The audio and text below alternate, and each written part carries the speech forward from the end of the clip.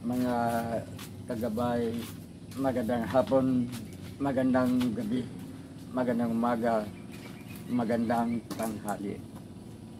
Saan man tayo naroon, ano man ang ating mga ginagawa, una at higit sa lahat, ating ialay ang ating mga sarili sa ating Panginoon. Sa loob lamang ng ilang mga sandali, ating damhin ang presensya ng Diyos. Sumasa atin ang pag-ibig, ang magmamahal, at ang kapayapaan ng ating Panginoon. Ang kapayapaan ng Ama, ng Anak, at ng Espiritu Santo, na bubuhay at naghahari, iisang Diyos na walang hanggan. Mga kagabay, anuman ang kabutihang ating natanggap sa ating kapwa, magiging sa ating mga magulang, magiging sa ating mga kapatid, magkasambahay, kanino man, anuman ang kanilang mga kabutihang nagagawa sa atin, tatanawin natin ito na utang na loob. Itong utang na loob, sabi nga nila, mabayaran mo man, masuklian mo man ito, makagawa ka man ng kabutihan sa nagawan mo ng kabutihan, o makatulong ka man sa iyong kapwa, nabigyan mo man siya ng tulong, yung nabigyan niyang tulong sa iyo, yung nabigyan niyang kabutihan sa iyo, hindi mo nababayaran sa ganung paraan, sapagkat ang tinatawag natin gratitude ay mananatili sa atin yan. May utang tayo sa Kanya. Tayong mga anak, halimbawa, utang natin sa ating mga magulang ang ating buhay. Utang nila sa kanila. Utang natin sa kanila kung ano tayo sa ngayon.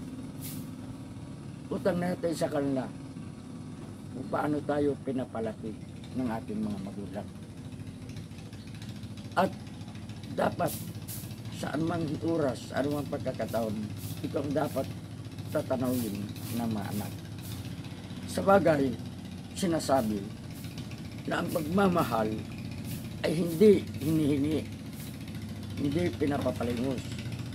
Ang pagmamahal o ang pagtanaw ng utang na loob ng mga anak sa magulang ay kusang ibinibigay ng anak. Maaring nakakalimot tayo sa ating utang loob sa ating mga magulang. Ngunit sa mga huling buhay, sa mga huling araw ng kanilang buhay, muling babalik sa atin na hindi tayo marunong tumanaw ng utang loob ang mga anak. Sabi nga, ang mga anak na hindi nagmamahal sa mga magulang, darating ang araw na hindi sila mamahalin kung sila ang magkakaroon ng pamilya, sila ang magkakaroon ng anak. Iwan ang inyong paggagabay kung gaano katotoo ang bagay na ito. Kasi minsan, may mababait na mga anak, ngunit pag may mga anak na sila, hindi sila minsan naalaala ng kanilang mga anak. Alam nyo, sa marami ng pagkakataon, ang pagtutulong ginagamit na para sa pansariling interes. At ito ay makikita natin sa larangan ng politika. Makikita natin pag malapit ang halalan, ayuda dito, ayuda doon. Tulong dito, tulong doon. Ito ay maaaring masasabi natin isang utang loob. Pero ang tulong na ibinibigay, kung pagtulong na masama o kaya may sarili kang pang-interest, siguro dito sa bagay na ito, sabihin halimbawa ng isang tinulungan ng isang politiko, ganyan lang yun, politika na yun. Tanggapin, iboto ang personada. Tanggapin ang ayuda, iboto ang personada. Ito ang masama sa pagtulong o sa pagtanaw ng utang loob. Sa isang bahagi ng Biblia, may 10 kitungin na lumapit sa ating Panginoon. At ang sabi, Panginoon, naniwala kaming Diyos ka, pagalingin mo kami. Alam naman natin na noong mga panahon na yan, si Jesus manggagamot na libre ang serbisyo. Free medical and dental. Kahit anong sakit, ginagamot ni Jesus. Kahit sakit sa bulsa, ginagamot ni Jesus. Kaya yung 10 kitungin na yan, umingi na pagalingin sila, linisin sila, at ginawa ni Jesus. At sabi ni Jesus, sige, umalis na kayo. Pero huwag ninyong ipamamalita na tinulungan ko kayo, pinagaling ko kayo. Subalit nang umalis na yung 10, yung isa, biglang bumalik. Yung isa sa 10. At sabi, Panginoon, maraming salamat sa iyong pagpapagaling sa amin. At ang sabi ni Jesus, akala ko ba 10 kayo? Nasaan ang 9? Una, makita natin na ang pagtulong ayon sa pinakita ni Jesus ay kusang ibinibigay. Hindi umaasa ng anumang kabayaran. Ngunit ang ginawa nung isa na nagbalik, nang sinabi ni Jesus, di ba 10 kayo? Nasaan ang isa? Ang ibig sabihin, natutuwa si Jesus pag tayo ay marunong magpapasalamat. Tayo ay marunong tumanan ng utang ng loob.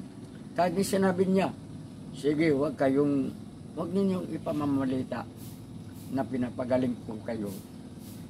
Dito pinapakita ni Jesus na kung tutulong tayo, kusa, voluntary. Walang iniisip na anumang kabayaran. Ang sabi pa rin ni Jesus, tandaan ninyo, kung anuman ang ginawa ng kanan, kailangan huwag malaman ng kaliwang kamay. So ang ibig sabihin, anuman ang ating ginagawang kabutihan, huwag nating gawing isang utang na loob na dapat babayaran.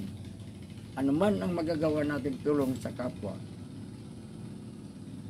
hindi man tayo babayaran, hindi man sila tatanaw ng utang loob. Kung wala mang debt of gratitude yung ating natulungan, walang gratitude, babayaran tayo ng Diyos. Sapagkat sinabi ng ating Panginoon, kung ano ang ginawa ninyo sa inyong kapwa, lalo na sa nangangailangan, ginagawa ninyo sa atin. Ang hindi ninyo ginagawa sa kapwa, hindi ninyo ginagawa sa atin. Kaya tutulong tayo. Huwag na yung mga ayuda-ayuda sa politika. Tutulong tayo na tayo ay talagang kusang tumulong. At bahala na kung tatanawin yung utang na loob. Tayo namang natutulungan. Abayo, huwag naman basta na lamang minsan natulungan na tayo. Sasabihin pa natin, para yun lang, nakapabigay ng 100, tulong na ba yan? Ano ang mabibili ko sa 100? Abay, masama pa yung nakagawa ng kabutihan. Minsan nga, subukan ninyo. Punta kayo sa isang handaan. Kasalan, binyagan, o anumang handaan. Paglabas ng mga kumakain, paglabas ng mga bisita, pakinggan ninyo ang usap-usapan. Ito ang kalimitan at ito ang obserbasyon ng inyong kagabay. Sismuso tayo sa bagay na ito. Alam mo kung anong sinasabi ng ating kapwa? Ano ba naman yun? Kulang naman sa timpla yung adobo, yung litsong manok, kung kayatang pandang na yung nililitsong. Salit na sasabihin, ay naku, pari, naku brad, naku sis. Alam mo yung handaan dyan, kahit mahirap lang sila, kahit ano sila, pero napakasarap ng handa. Kahit na hindi mas totoong masarap, pasarapin natin sa ating pagpapasalamat. Hindi yung, ano ba naman yun, pahanda-handa. Kulang naman pala ang kanin, kulang ang ulam. Anong kasalanan na naghanda?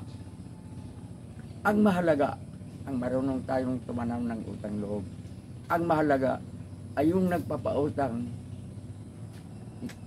walang inaasahang anumang kabayaran. Kung tatanawin ng utang loob, well and good. Sapagkat ang sabi ni Jesus, tumulong, magpautang na hindi naghihintay ng pagbabayad.